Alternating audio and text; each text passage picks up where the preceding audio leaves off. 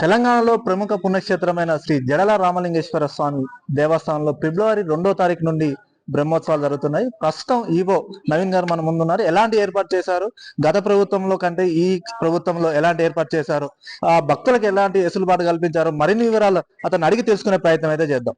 చెప్పండి సార్. శ్రీ పార్వతి జడల రామలింగేశ్వర స్వామి దేవస్థానం స్వామివారి యొక్క వార్షిక బ్రహ్మోత్సవాలు తేదీ 2/2/25 నుండి 9/2/2025 వరకు అత్యంత వైభవపేతంగా నిర్ణయించేందుకు మేము ఏర్పాటు చేస్తున్నాం. అందులో భాగంగా 2వ తారీఖు అంటే ఆదివారం సాయంత్రం 4 గంటలకు నల్గొండ పట్టణంలోని రామాలయం నుండి చెరువుగట్టు వరకు నవరాత్రి కార్యక్రమం జరుగుతుంది.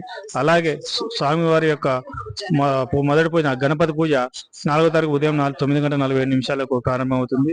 అట్లాగే స్వామివారి యొక్క కళ్యాణం మిడ్-నైట్ అంటే 4వ తారీఖు నైటు బుధవారం ఉదయం 4 గంటలకు ప్రారంభమవును. ఇట్టి కళ్యాణంలో వివిధ అధికారులు కానీ మరియు ప్రజాప్రతినిధులు పాల్గొనే అవకాశం ఉంది. అందుకనంగా ప్రస్తుతానికి మనకు బ్రహ్మోత్సవాలకు దాదాపు 3 లక్షల మంది భక్తులు వచ్చేందుకు మేము వస్తారని మేము ఆశిస్తున్నాం. అందుకనంగా మేము ఎప్పటికప్పుడు పోలీసు వారి సహకారంతో RWS వారి సహకారంతో మేము ఏర్పాటు చేస్తున్నాం. సార్, ఇక్కడ ముఖ్యంగా చూసుకుంటే ఇక్కడ ఏదైతే మూత్ర విసర్జన ఏదైతే గుట్ట పై భాగంలో ఆ యొక్క కళాతోరణం దగ్గర చాలా ఇబ్బందికరంగా ఉందని భక్తులు ఎక్కువగా ఆరోపిస్తున్నారు. అది ఎంతవరకు చేస్తున్నారు?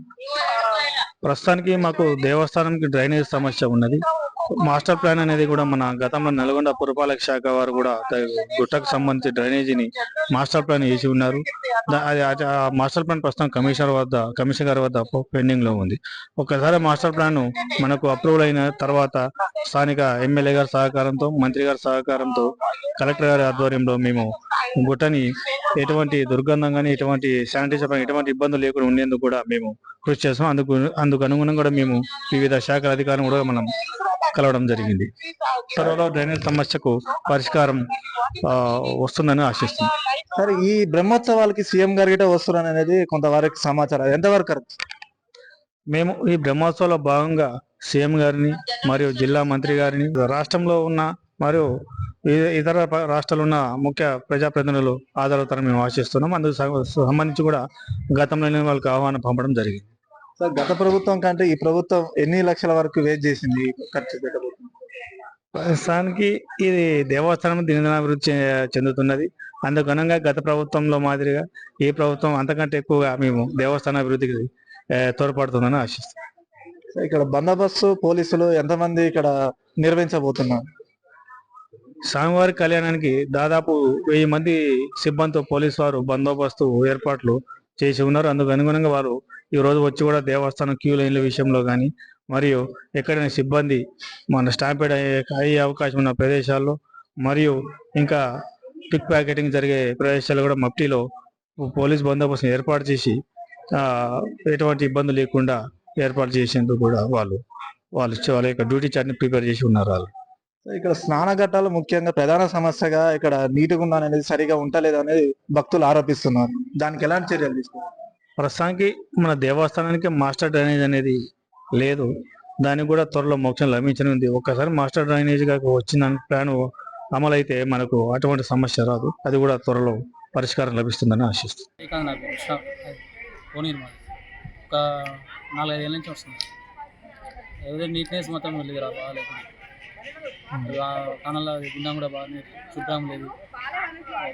ఇద్దరు ఎక్కడ పడితే అక్కడ చెత్త బాగా వేయడం. ఇప్పుడు గతంలో కంటే ఈసారి ఎట్లా ఉంది? అట్లా సేమ్ వచ్చినప్పుడు అట్లా నీట్నెస్ ఏమి ఉంటుంది అనిపిస్తుంది. బాత్రూమ్ సక్కలేవు, ఏం సక్కలేవు. ఇక్కడికి వచ్చినప్పుడు నీకు ఎలాంటి కోరికలు నెరవేరుతుంది? మన మనసులో అనుకుని అవుతున్నాయి.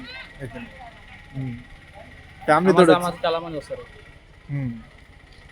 ఫ్యామిలీతో వచ్చారా? ఎలా వచ్చారు? ఫ్యామిలీతో వచ్చాను.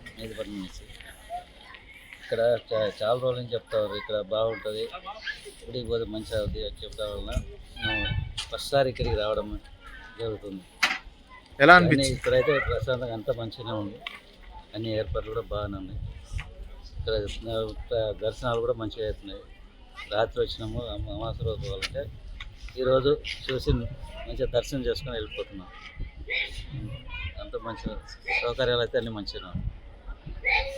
ఇక్కడైతే గత ప్రభుత్వం కంటే ఈ ప్రభుత్వం కూడా కొంచెం మెరుగుపరిచే అవకాశాలు ఎక్కువ ఉన్నాయి. అదే విధంగా ఇక్కడ భక్తులకు ఏదైతే ఎటువంటి అసౌకర్యాలు జరగకుండా అన్ని విధాలుగా సహకరించాలి. అదేవిధంగా పోలీస్ సిబ్బంది గిట్ట మన సిబ్బంది గిట్ట ఎక్కువ మ్యాన్ పవర్ పెట్టి ఎటువంటి అవాంఛనీయ ఘటనలు జరగకుండా చూస్తున్నామని లోకల్ 8 న్యూస్ ఛానల్ ద్వారా తెలియజేశారు.